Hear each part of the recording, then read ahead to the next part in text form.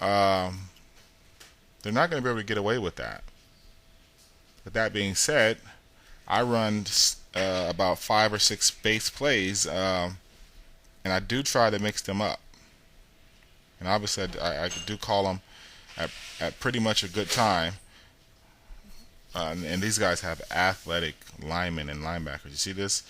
He can't get anything off. But that was just the defensive end contained, guys, or the linebacker can. It's still defensive end contained. I'm just saying, when is this guy going to run wide with Chris Johnson? Here he is again,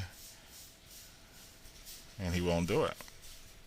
Later on, I'm actually going to pick one of these screens for a pick six, and that's what that linebacker contained play. Uh, and that's a little, that's more so for keeping the QB who wants to run into the pocket. That's not really a run stopping play, and to guard against the deep throws. And I can take that guy who's spying and put him into a hook zone, and then it's a pretty good play. Now he's still, you see this now. Now here's somebody who's not paying attention. He's not paying attention to the game because he completed that pass, right, guys? And then as you'll see throughout this whole game, he very rarely does that. When the one major flaw on the defense on the Detroit Lions are their cornerback play. So he should have adjusted his game plan, and then I of course would have adjusted mine. So, but when you're on offense, pay attention to how you are having success. He keeps trying the screen, and he hasn't had much success. He should be running this ball not out of the 3 wide, okay? And then this is from a guy who's 8-3, but people are 8-3 for different reasons. Maybe it's who they play. Like I say, this guy has an unorthodox style. He throws a lot of screens, so it could get frustrating because if you're the type of guy who likes the blitz, then all of a sudden he takes you out of that, and then maybe he wears you down with those deep throws. But like I say, I was just once I already knew what this guy was about after the first. And I believe that was the I wish I could rewind it. But if that was the defensive end contained, guys, then you would have saw just how well it stops the toss. But I missed it. I was talking too much. Sorry. So you would have a better idea. I hope I showed you the play, and I'll try and be a little more aware of when I'm calling plays to help you guys out. I don't know if that. And here is the cover 2 hawk that I'm running. It's because there's a spy on him, everything, and here he tries to go again, and that's not even a play that is designed to stop the screen. Already at this point, I know exactly what this guy is all about, but it's because my linemen are so used to playing against it right now, and my linebackers, to where that he has to do something different right now. I mean, these guys have AI, they have awareness.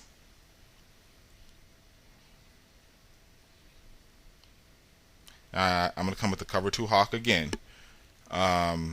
Look at that. I mean, that's a good play for somebody who is not going to run the ball from about this area.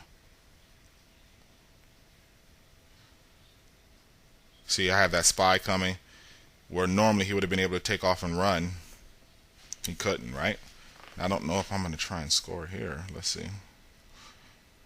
I don't think I'm going to be too risky here. I don't want to let this guy back into the game. You know what I mean? I could have opened it up, but why? It's almost halftime.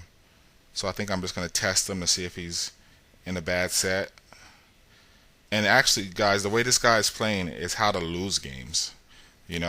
Being risky when you don't have to. He could have punted the ball, things like that. Going for it on 4th down when you have a for sure 3. 14-10 is a lot better than 14-7.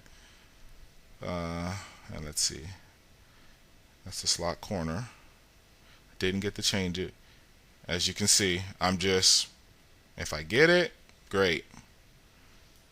I'm not going to take any risk. In a normal situation with more time, I could just drive up the field this way.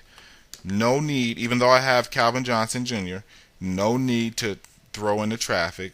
Although on this play, I have him going out. So if there's a hole in the coverage, and maybe that's why I don't change it now.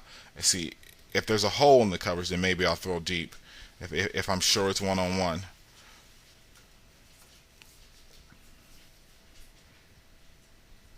Man, I'm just trying not to be too risky. Even for my likings, that last play was a little bit too risky, but not too much. Don't want to give this guy a chance if I don't have to. And I'm just going to stick with this. And oftentimes, I've broken many 80 yarders at the halftime point.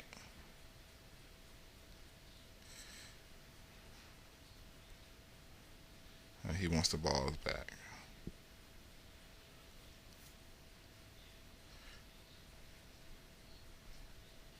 Third and 7. I believe. Let me see. Am I gonna? I tried to flip it here. I flipped the play, and of course it puts Pettigrew there, and no option to go deep there. And here I tried to go through being actually too risky. I'm doing what he's doing at that point, being a little disrespectful.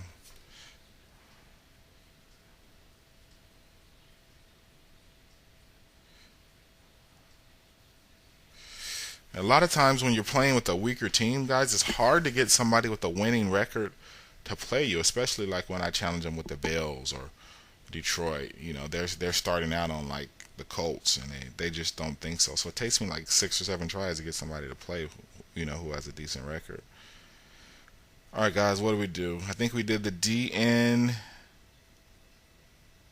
contain, yes, and now see that if he wants to scramble,